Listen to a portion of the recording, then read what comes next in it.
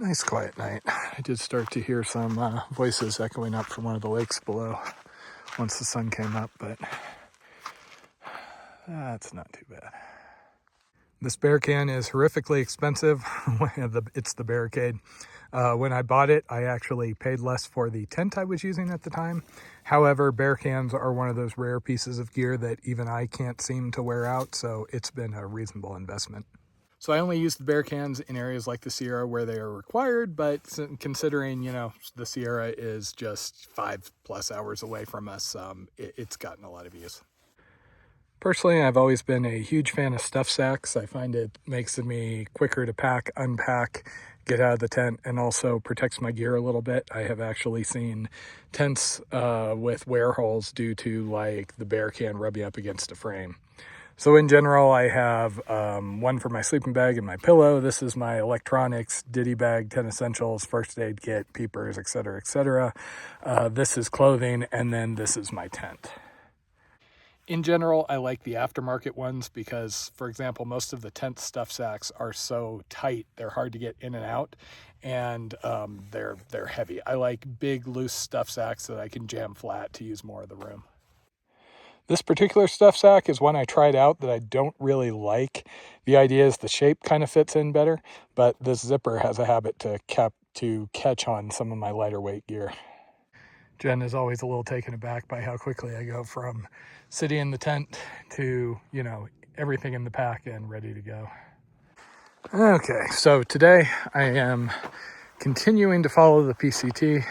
It will take me basically down into Tuolumne. I am not going to go out to the trailhead there because anything car accessible in Yosemite tends to be an absolute zoo. The nice thing is most people don't go more than a few miles in, so there is lots of really nice backcountry Yosemite if you are willing to go back and get off the main trails and go cross country. One of the highlights of this trip is going to be an area called the Grand Canyon of the Tuolumne. I have actually been through there before. I didn't realize it was called that, but it was pretty. There were a lot of falls. Ironically, when I planned this, I didn't care that much what I was going to do. I just wanted to get out and kind of exist in the wilderness. Jen, though, being Jen, really likes the pretty places more than the slogs in between. So she highly encouraged me to hit certain areas out here. While I am still feeling a little bit off, it has been very, very nice to be out here and just kind of exist on trail again, particularly this time of year. Because, if you're here in July, there is more water, but there are also mosquitoes that just cover everything. I have seen one or two isolated mosquitoes, but I slept with the mesh on my tent open last night. I'm also finally done with those Bloody Dune continuation books by Brian Herbert and Kevin J. Anderson. I have read this was my third time reading the mainline Dune books, and my second time reading the continuation. I started reading them again because Jen got interested when I showed her those latest movies that came out a couple of years ago. And while originally I remembered liking the continuations well enough, mostly because the cliffhanger at the end of Chapter House drove me nuts, I'm a little less positive this time. I had thought I remembered liking the Hunters of Dune and Sandworms of Dune for finishing off the story, and just disliking a couple of the prequel books I'd read because they felt kind of pointless. But yeah, after the second time through everything, honestly, I think I like the ending of Chapter House better.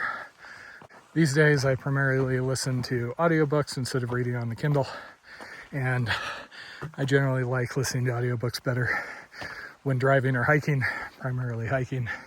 So since I came off trail last Thanksgiving and missed out on the end of that season and this summer, I am way behind. I got all sorts of really awesome books I've been looking forward to. It's been killing me holding off on the latest Dungeon Crawler Carl. And I got Sanderson's new book and all sorts of fun things ahead. Physically, I've been holding together okay. It's funny. Last trip, I struggled, but I made it through the days. And then once I was off trail, I just remember it as, oh, hey, I got a 90 plus mile loop, I'm doing pretty good. And then I get back out here and I'm like, oh yeah, those 15-mile days were kicking the crap out of me. But that is the level I want to be hiking at right now. I want to try and push my limits and get as much of my endurance back as I can, particularly because I think the long trail northern end is going to be a rough start. Normally I would be planning high teens to low 20s for every day out here, you know, good trail, gradual climbs, things like that. But at least for the moment, this and the next trip are planned at 15 miles a day.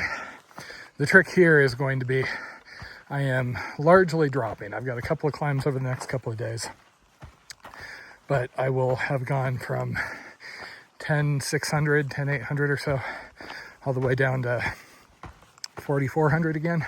I will basically be in the general vicinity of Hetch Hetchy again, though I'll be a little further east this time. East, south, something like that. So after that, I have to climb back up to get to that junction before Robinson Lake. So I have a big butt kicker climb coming, and it might be one of those that water is a little sparse on. I'm also trying to ease back into my foot calluses and things like that. I was hiking pretty constantly once the worst of the prednisone was done and I was allowed to, you know, go out. I had a regular 6-mile out and back on the PCT I could do, maybe 10-15 minutes away from the Airbnb. Really enjoyed that, did it a lot, so I have a good amount of base miles now. But at least for me, day hiking just doesn't beat you up near as much as through hiking.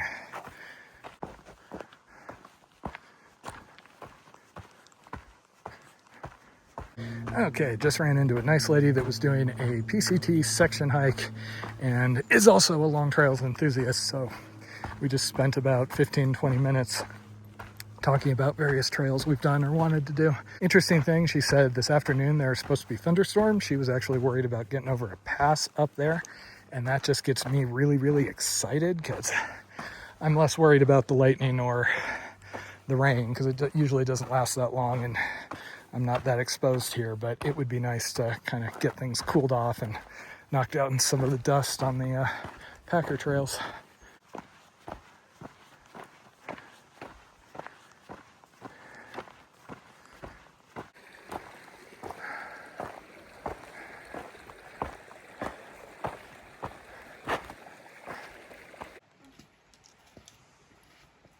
It is a busy morning out here today.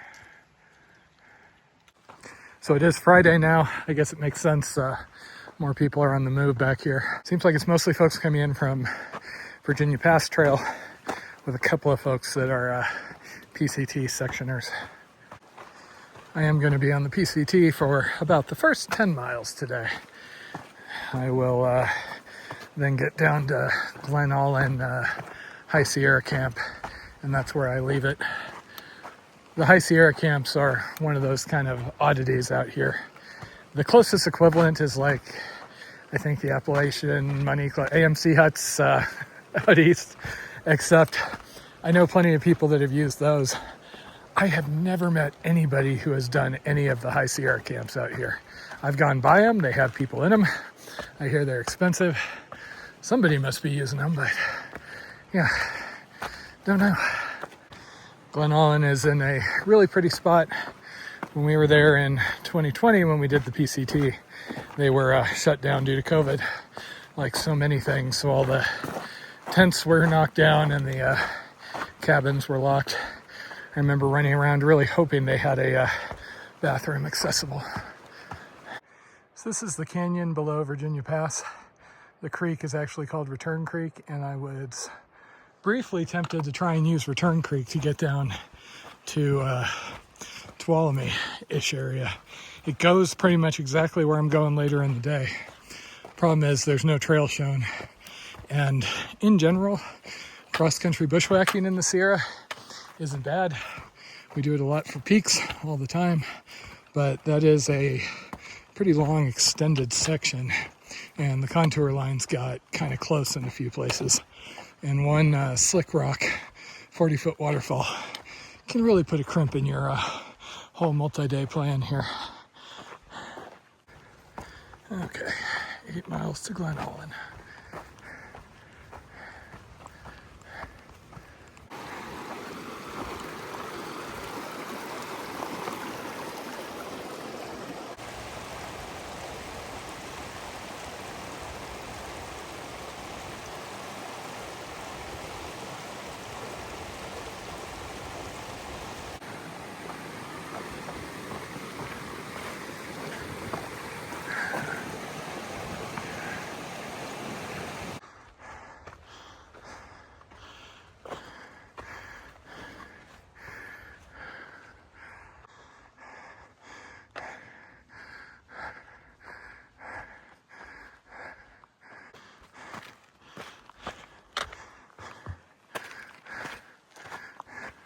Okay, near as I can tell, I am set to basically do one 20-mile long downhill, losing 5,000 feet, and then I'm going to regain it in a little less than 10 miles, so that'll be fun.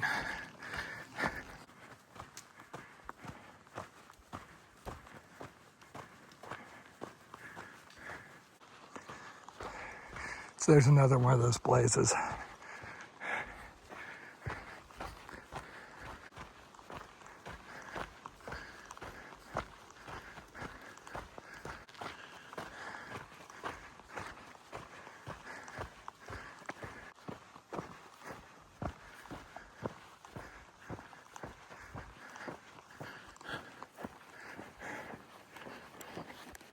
And there's those clouds I was hoping for.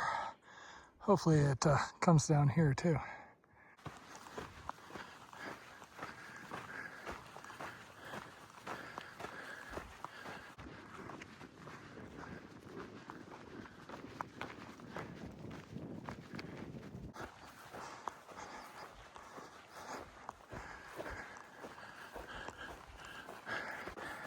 Surprisingly little water coming down this way.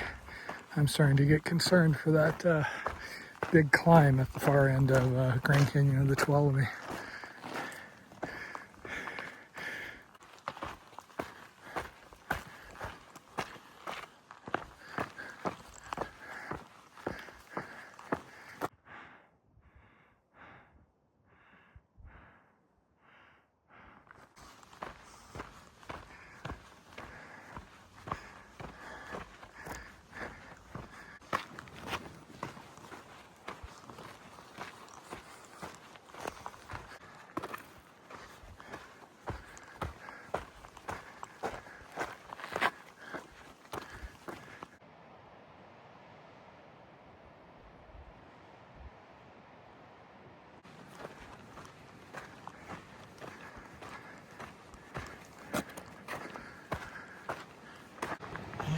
Yeah. So that's the high camp, Glen Olin.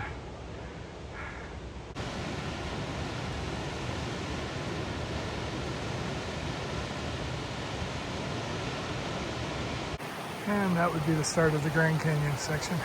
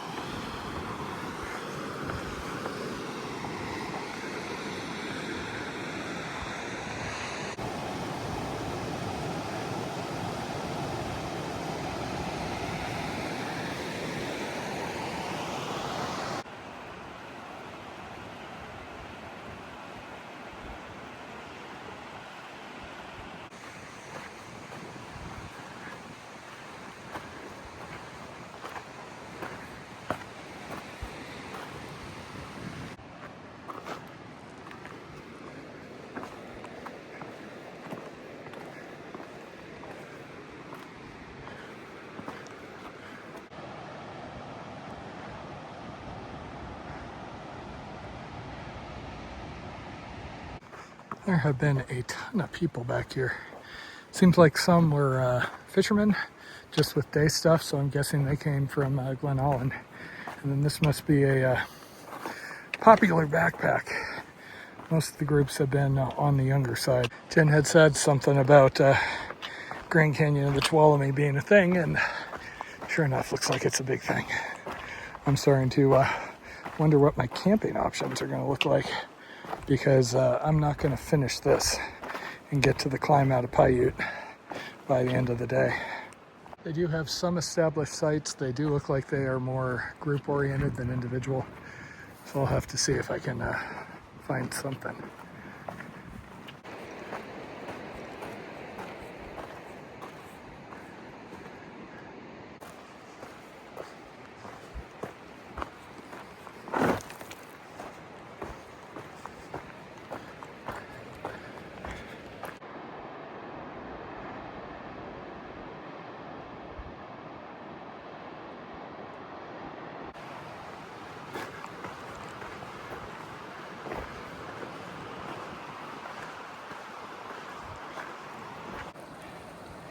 Does look like, unfortunately, I am not going to get the rain clouds down here.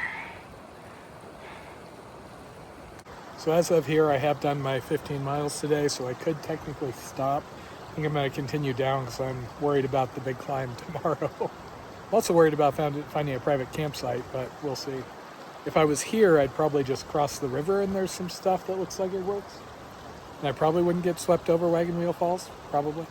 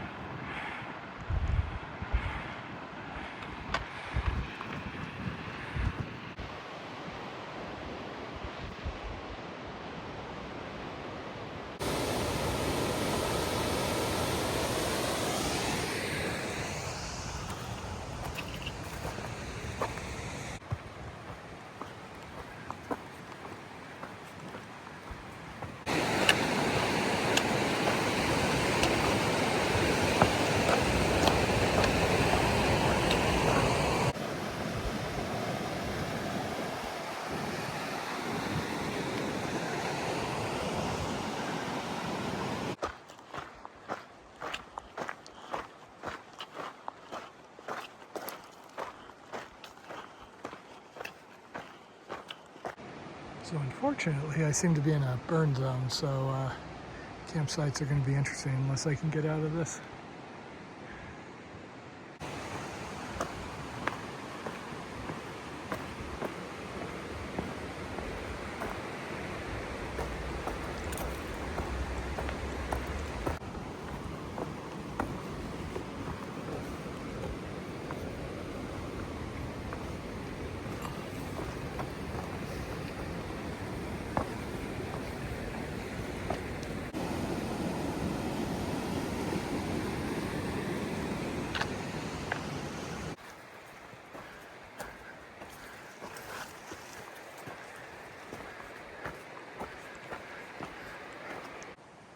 Okay, found a spot where I'm pretty sure a dead tree is not going to fall on me, and at least for the moment, I am alone. I did a few extra miles today, so that gets me a little bit closer to the big climb tomorrow. The trick with the climb tomorrow is I'm supposed to camp partway through, and I'm not 100% sure there will be water after today. It was pretty dry on the way down to Glen Otten. But hey, even then I was able to get a couple of puddles here and there, so I'll make something work. Home sweet home for the night.